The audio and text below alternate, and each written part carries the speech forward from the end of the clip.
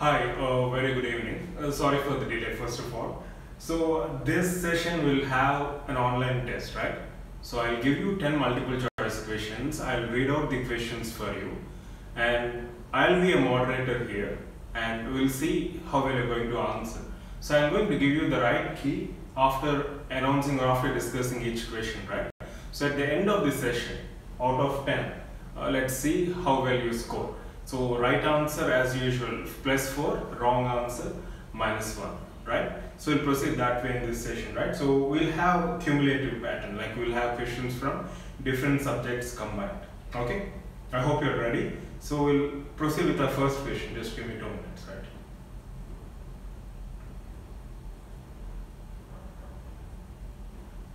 Yes. I hope it is streaming fine as well. Right. So we'll have our first question. Let me know if I'm not audible or if you want me to speak out loud. Okay.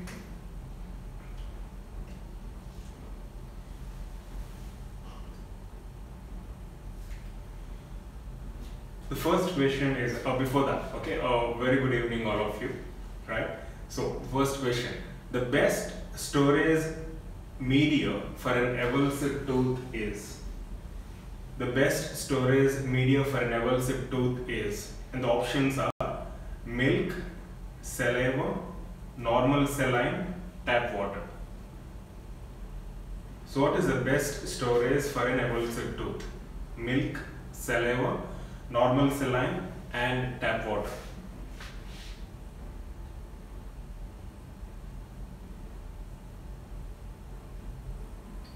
A very good evening, all of you. Hi.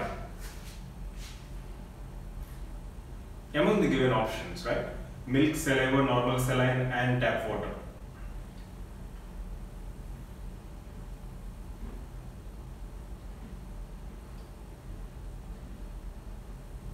Good. Excellent. Yes, if you have options better than milk, then obviously we'll go for Viaspan or even HBSS, right? Hank's Balance Salt Solution. Good. So milk is the right answer. So the best storage for an avulsive tooth is milk, right? So if in case we have time, so the maximum time which we shall allot for this session is 30 minutes, right? If you have more time, we'll go ahead with more questions if possible, right? Now, let's move on with the second question.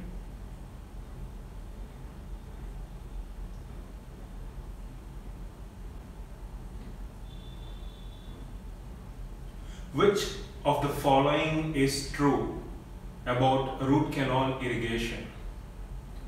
Which of the following is true about root canal irrigation? Option A, sodium hypochlorite 20% is used. Option B, chlorhexidine can dissolve inorganic materials. Option C, 2% sodium chloride. Option D, enlargement of orifice helps in better seal of canal and prevent debris to reach the apex. If you want, I'll just post the question in the comment section so that will be more convenient for you, right?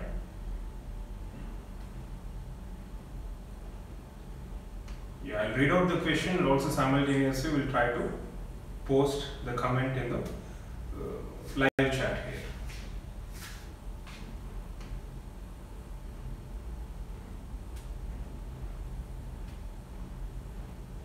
So here you have the question in the comment section. Which of the following is true about root canal irrigation? Sodium hypochlorite 20% is used. Chlorhexidine can dissolve inorganic materials. 2% sodium chloride can be used as an irrigant. And option D, enlargement of orifice helps in better seal of canal or prevent debris to reach apex.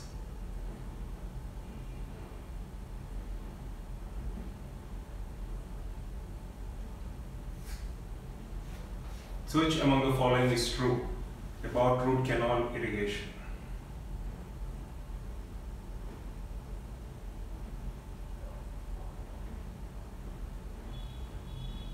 So obviously sodium hypochlorite, right? 2.5 to 5.25%. So A is false. Chlorhexidine can dissolve inorganic materials. Chlorhexidine doesn't have this dissolving property, right? Hypochlorite helps in dissolving organic material but not inorganic. So chlorhexidine has only antibacterial effect, right? And sodium chloride 2%, normal saline, right? 0.9% of sodium chloride, right? So if you look at option D, enlargement of orifice helps in better sealing of canal and prevents debris to reach apex. In fact, previously, as we keep on discussing, the concept is cleaning and shaping. But now the trend is shaping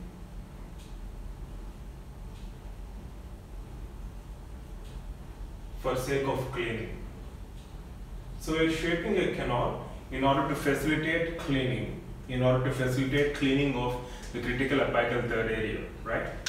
So option D is the right answer. Which of the following is true about root canal irrigation?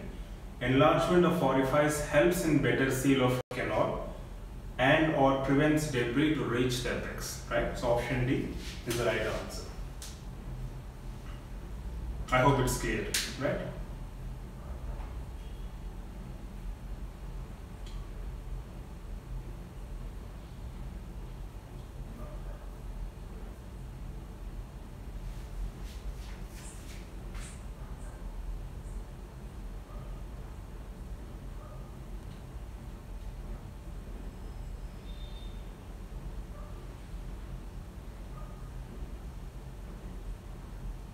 Now, coming to third question.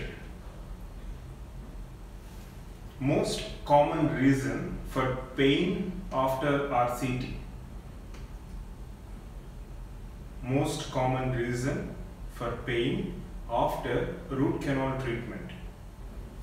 Entrapped bacteria, overfilled canal, underfilled canal, none of the above.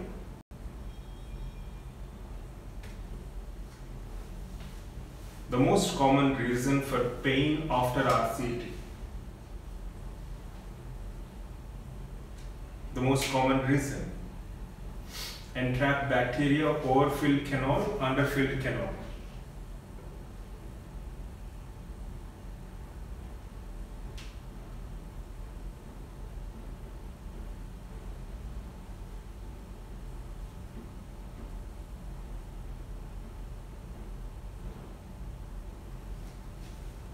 The most common reason.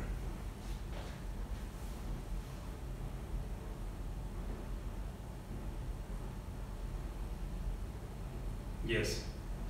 See, of all the phases, axis opening, cleaning and shaping, and obturation, cleaning and shaping is considered to be, each phase is important, each phase has its own importance, but cleaning and shaping is even more critical as we are trying to eliminate the etiolosculations, that is your bacteria, right? So debridement is very important. So the most important thing is debridement and preparation, and then obturation, that is seal, right? So the most common reason for root canal treatment failure is either bacterial entrapment or improper debridement of canal or even improper canal preparation. So this also will be the most common reason for pain after RCT. Later followed by overfilling, as you all mentioned. When you compare over-obturation with under-obturation or overfilling with underfilling, overfilling causes more symptoms comparatively, right? It's not desirable. So the most common reason for pain after RCT is entrapped bacteria. Option A.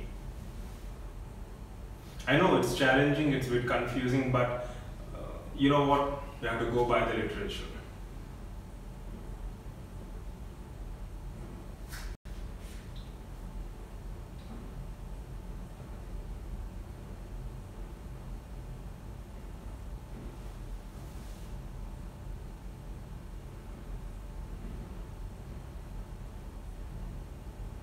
Now, another case-based question, fourth question.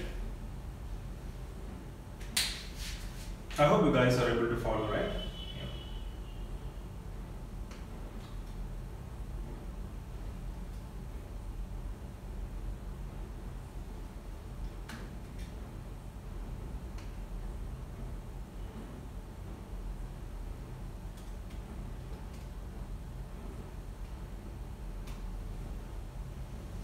A patient experiences pain and some gingival swelling in the anterior segment of mandible. The mandibular lateral incisor has a shallow restoration, is tender to percussion, and gives a positive response to electrical pulp tester. There is some mobility as well. The most likely diagnosis is, so it's case-based question. Please go through the question carefully. I've even given it in your live chat, okay? A patient experiences pain and some gingival swelling in the anterior segment of mandible. The mandibular lateral incisor has a shallow restoration. Please hold on for the options, right? I'll give you the options. The mandibular lateral incisor has a shallow restoration, is tender to percussion, and gives a positive response to EPT. However, there is some mobility. The most likely diagnosis is,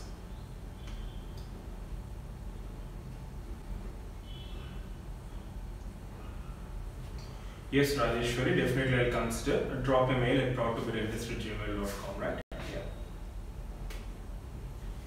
So we have options: acute apical abscess, acute serous pulpitis, lateral periodontal abscess, acute suppurative pulpitis, chronic ulcerative pulpitis.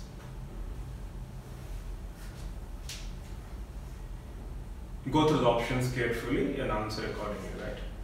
A patient experiences pain and swelling in mandibular anterior region, mandibular lateral incisor, shallow restoration, tender to percussion, gives a positive response to EPT. There is some mobility, however.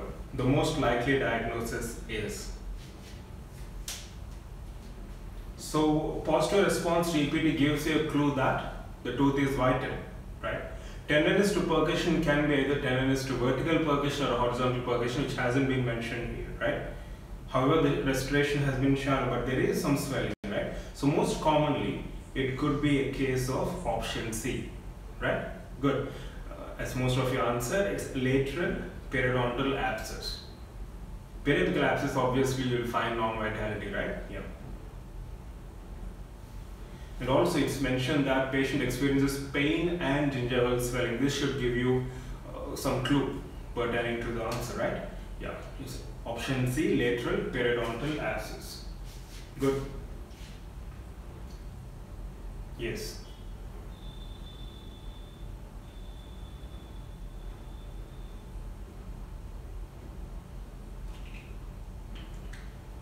Now, coming to the fifth question. Which of the following is most likely to be associated with a draining fistula?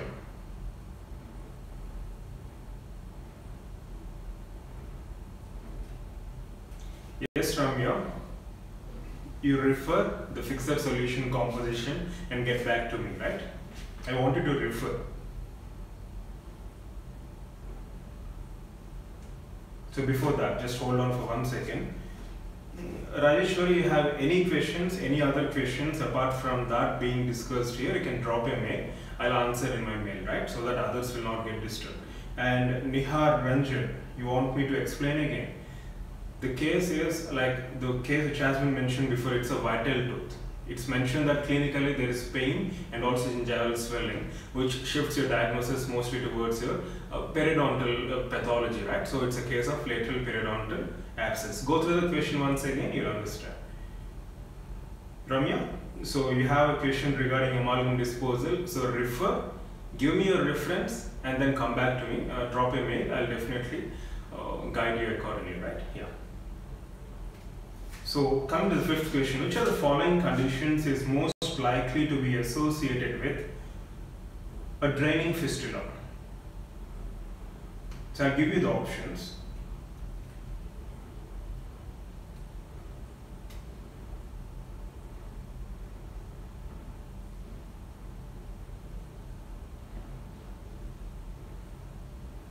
In fact, it's draining sinus, okay?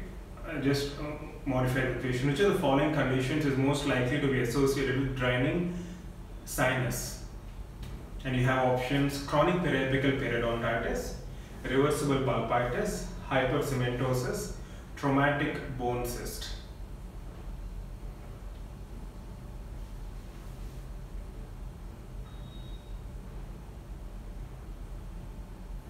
So which among the following conditions is most likely to be associated with a draining fistula?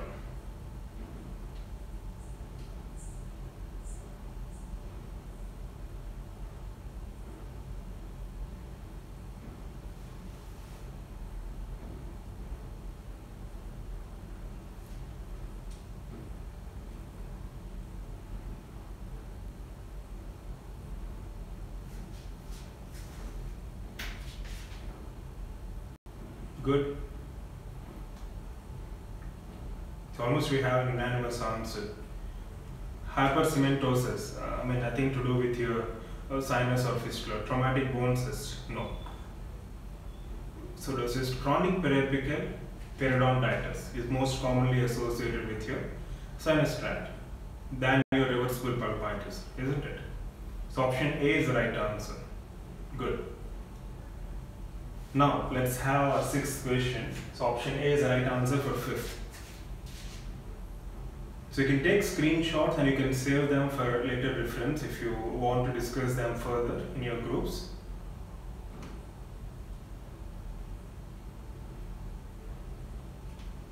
Now, so coming to our sixth question.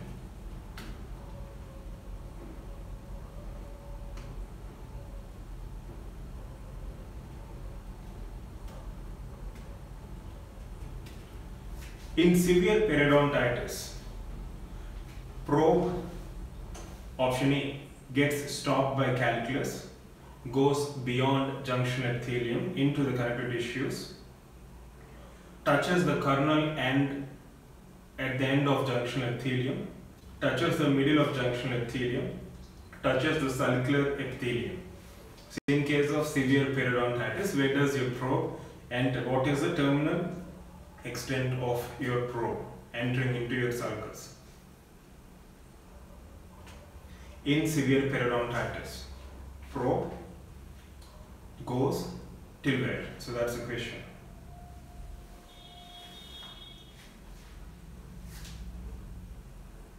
Good.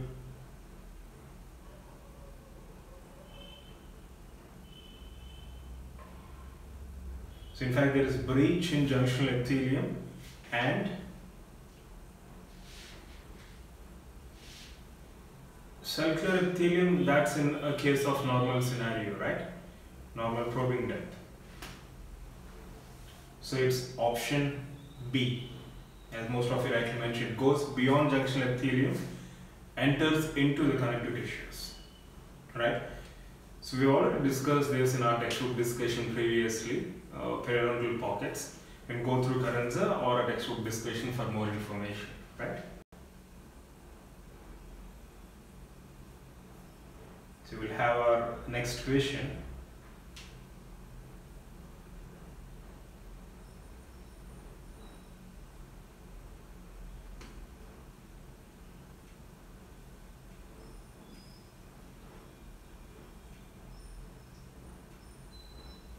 Seventh.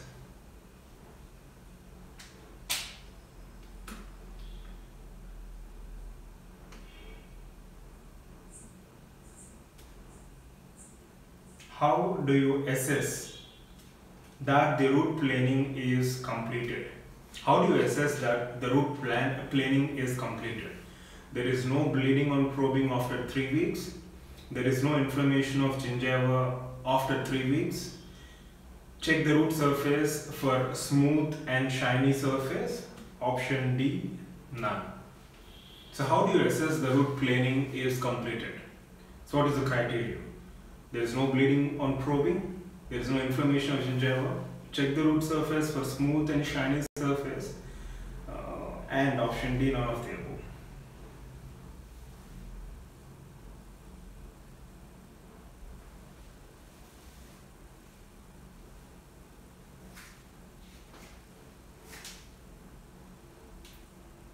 Read the question carefully, right? Yes, Mir, I judge. So read the question carefully. How do you assess that the root planing is completed?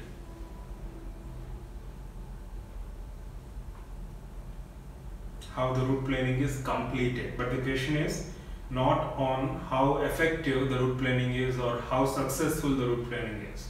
The question is, how do you assess whether route planning is completed?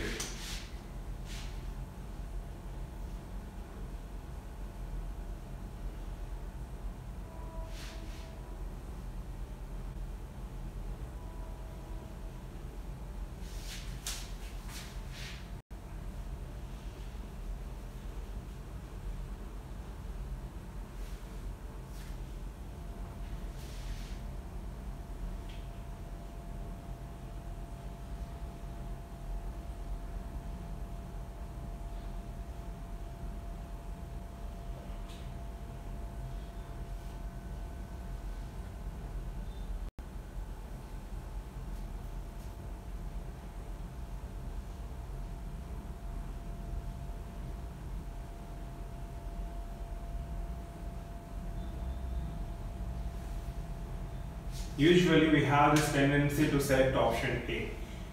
If the question is, how do you assess that the route planning is successful or effective, then maybe you can select no bleeding on probing after 3 weeks. That is your first option, option A. The question is, how do you assess that route planning is completed? So completion can be assessed when your surface is smooth and shiny. So change in words, you have to be extra careful, right? So option C is the right answer for this question, right? I hope there is no confusion. Good. So I hope you got my point. Wonderful. Now let's move on to the next question, 8th question.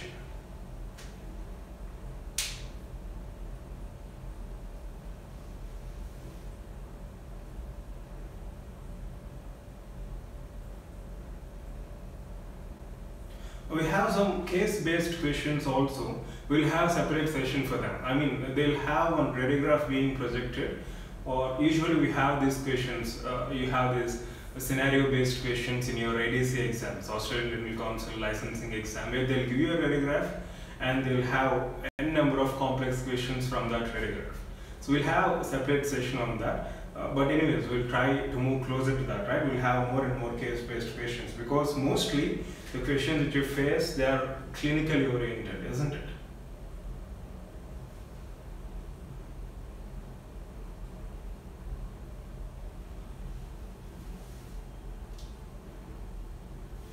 Now, another tricky question. I mean, you decide whether it's tricky or normal for you. First sign of periodontitis, 8th question, right?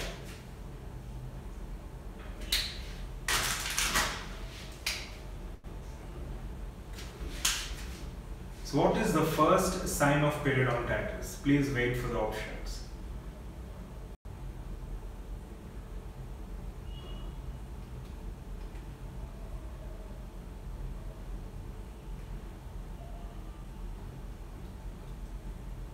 First sign of periodontitis. Option A, change in consistency of gingiva.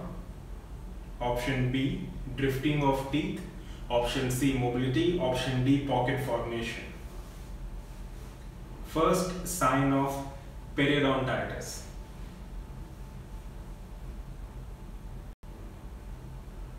I was expecting this. I was expecting you to fight between option A and option D.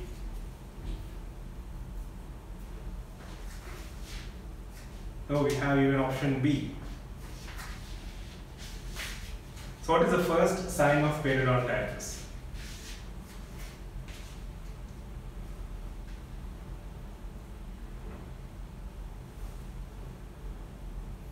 I mean, let me ask you another related question. How do you differentiate gingivitis from periodontitis clinically?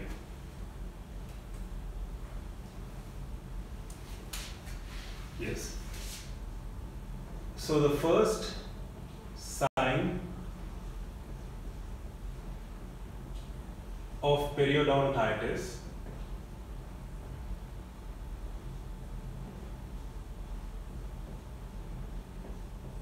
pockets. First sign of periodontal disease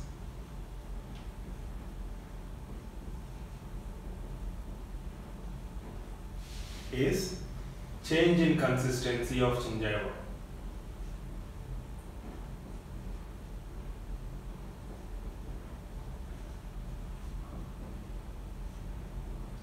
So I hope you got the difference between these two questions, right? First, sign of periodontitis. First, sign of periodontal disease.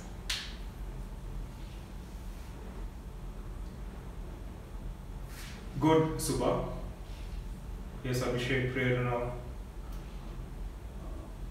Okay, I'm sorry, you want me to use some dark ink? Yes, definitely. I'll use black. So first sign of periodontitis is pockets. First sign of periodontal disease is change in consistency of gingiva. Now the question is, what is the first sign of periodontitis? So pocket formation, option D is the right answer. If the question is what is the first sign of periodontal disease, it's obviously change in consistency of gingiva, isn't it? Clinically, among the given options, right? I'm not talking in general, right? So among the given options. Yes, periodontal disease includes periodontium, which includes the gingiva, right? So that's the tricky part here. Yes, drifting is nothing but moving, migration. Right, let's move on to the next question.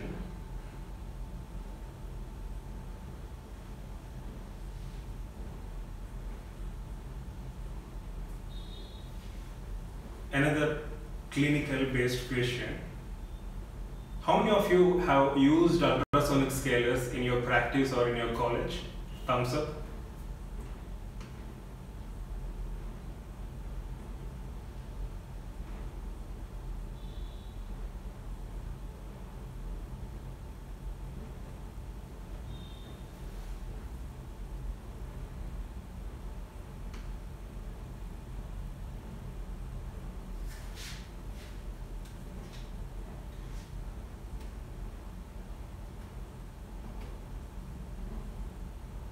I'm sorry, I posted the question by mistake. I think it will be lost in the comments. Good. So most of you might have used it, right? Okay. I'll post the question once again. Sorry for that. So who is going to explain, Regina, the difference between drifting and mobility?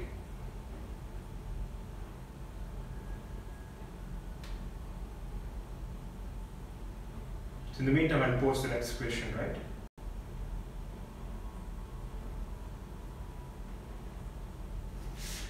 I mean, even mobility is found, but when do you find mobility, right? Even before mobility, only once there is extensive destruction of your periodontium, then you will start finding mobility, isn't it? Mobility is also found in case of normal scenario, grade 1 mobility, right? So option D is more appropriate. Yes, drifting is change in position, mobility is just movement of a tooth in its own position, isn't it? Yeah.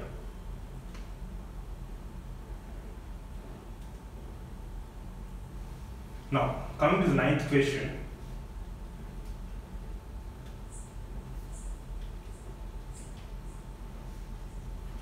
Ultrasonic scalar's penetration into the gingival sulcus should be at 3 mm, 4 mm base of the pocket supragingival only, or can be used till as much as it extends. And option F should not be used subgingivally, right? So these are the options you have for the penultimate question of today's discussion.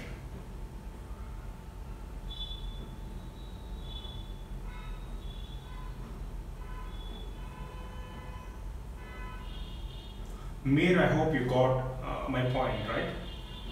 Yes. Ultrasonic scalar penetration into gingival sulcus should be at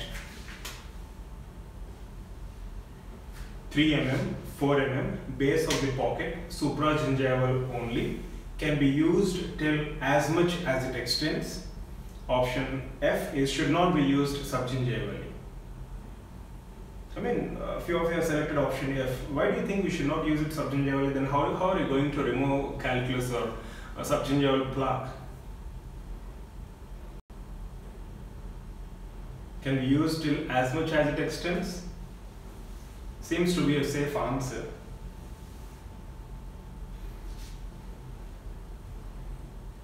It's option C. As most of you rightly pointed out, ultrasonic scalars penetration into gingival sulcus should be at till the base of the pocket. Right? Pathology, you have pathologic lesion there. So till the base of the pocket, option C is the right answer. Good. Now let's have our final question today.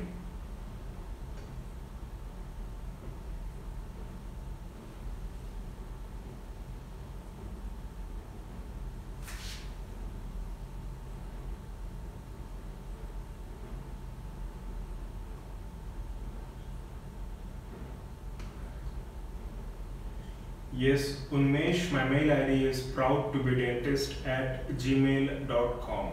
Okay. Yes, thank you so much, Abhishek Bernis. So sweet of you. Anu, thank you.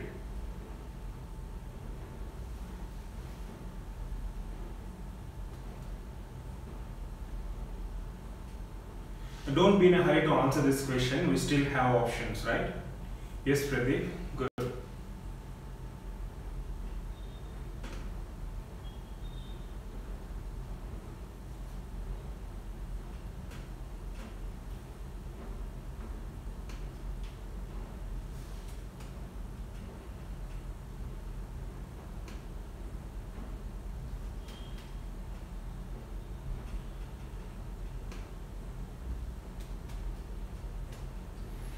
Yes, so this completes our question.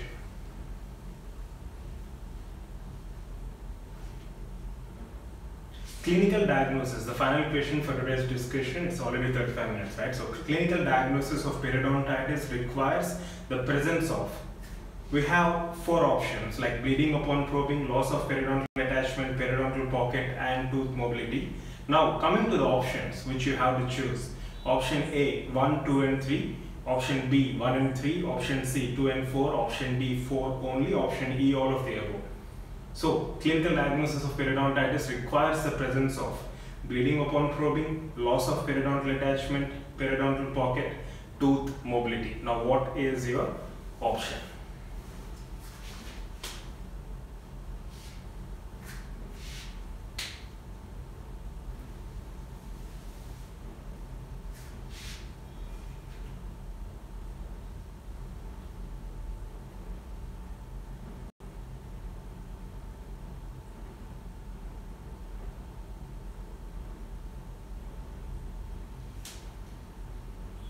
So Mir has asked one question related to that previously. We have discussed this also regarding tooth mobility. Okay, anyways, after you complete giving your answer, then we'll proceed in discussion. So all of the above seems to be a safe answer, right? Yes, Dhanapriya, Abhishek. Good. Anyways, clinical diagnosis of periodontitis requires bleeding on probing. Periodontitis obviously will have bleeding on probing, isn't it? So bleeding on probing is found. Obviously pockets are found, so periodontal pockets. Loss of periodontal attachment is obvious, so 1, 2 and 3. But mobility, it cannot be used exclusively for diagnosing periodontitis. Mobility can be because of your trauma from occlusion, TFO. Mobility can also be found in case of normal scenarios, right? So mobility as such cannot be used as a exclusive parameter for diagnosing your periodontitis, right? So 1, 2 and 3 will definitely give you the probable diagnosis of your periodontitis, right? So that's the trick here. That's the tricky part here. So clinical diagnosis of periodontitis requires presence of. So tooth mobility doesn't necessarily mean it's periodontitis. You have mobility in cases of trauma. You have mobility in case of your trauma from occlusion, if you remember, right? Hypermobility of your tooth, isn't it? So option A is the right answer. Option A means 1, 2 and 3. That is bleeding upon probing, loss of periodontal attachment, periodontal pocket.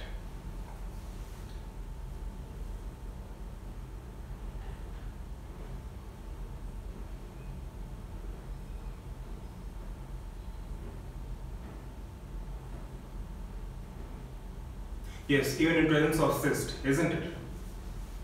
Good. Right?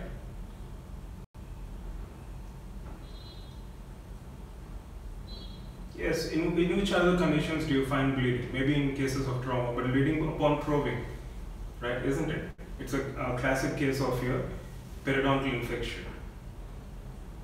Okay, right. So this completes our set of 10 questions today. So hope you have enjoyed this format of discussion as well. Yesterday's session was good. You said self-assessment questions. It was altogether different. So we'll have SAQs and give me the feedback for today's session. How is it?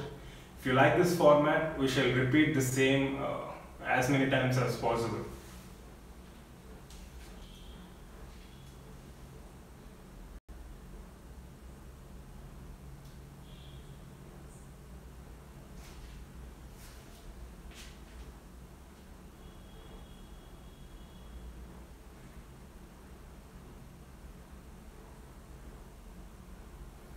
Okay, so you like this way also? Good. Because rather than, I actually wanted to have these virtual classroom sessions on one topic or maybe textbook discussion on one topic, but what I felt is like in this format, we'll get exposed to, you will get exposed to as many MCQs as possible, and also this will be more relevant for your preparation, for your cumulative pattern of preparation just before exam. So that's what I felt. So I implemented the same yesterday and today. Morning sessions as usual will have exclusive MCQ discussion and image based as usual. So evenings we'll try to have one SAQ session and one online test format, right? So this will be fun and interesting also. Yes. Today we've covered endo and perio. We'll go ahead with other, we'll include all subjects, that's for sure.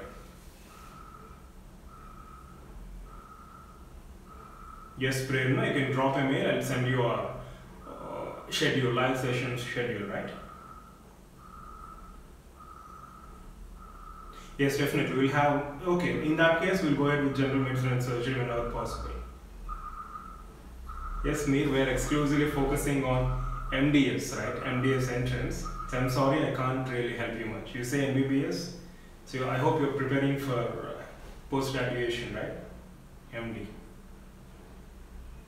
Yes, Bernice. Definitely, we'll have more from the basic subjects, that's for sure. As I said, we'll cover as many as possible from the basics also. Okay, and the response is also quite good today, so that's wonderful to see. So, good, and thank you so much for the feedback. I hope you enjoyed this session, and we'll see if possible we'll come up with one general session tomorrow. As per the schedule, we have one general session tomorrow evening. But I might be out of station, I'm not sure. But if at all there is any change in the timing or if the session is cancelled, we'll definitely let you know through our Google group as well as WhatsApp update group, right? Yeah. So Mir is preparing for MBBS. Okay. You mean to say NEET UG? Okay, wish you all the best, Mir. And friends, by the way, our student Shruti from Ziba Dental College, Guntur has secured 3rd prize in a conference while presenting a poster. The topic for presentation was sentinel lymph node biopsy. So I've just seen her mail. So congratulations, Shruti. I think you're not online, but anyways, we'll have this congratulatory message in our update group also, right? I just wanted to inform to everyone. Keep it up. So Bernice is busy counting the maximum number of aspirants for live. Anyways, YouTube is going to give me that statistics bonus. Thank you so much. Yes, Sam, it's not yet finalized as far as I know. If in case I come across any information, I'll definitely let you know, right?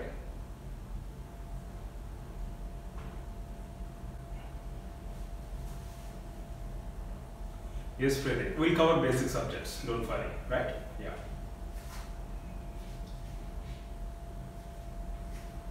Okay, good night everyone, have a pleasant sleep. Sleep early, wake up early, and try to make use of your morning time as much as possible.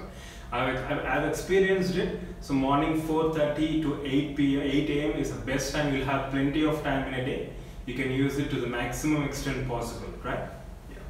Good night, take care. Spokoj noci. So that's, by the way, good night in Russian, okay? Yeah. Bye. Take it.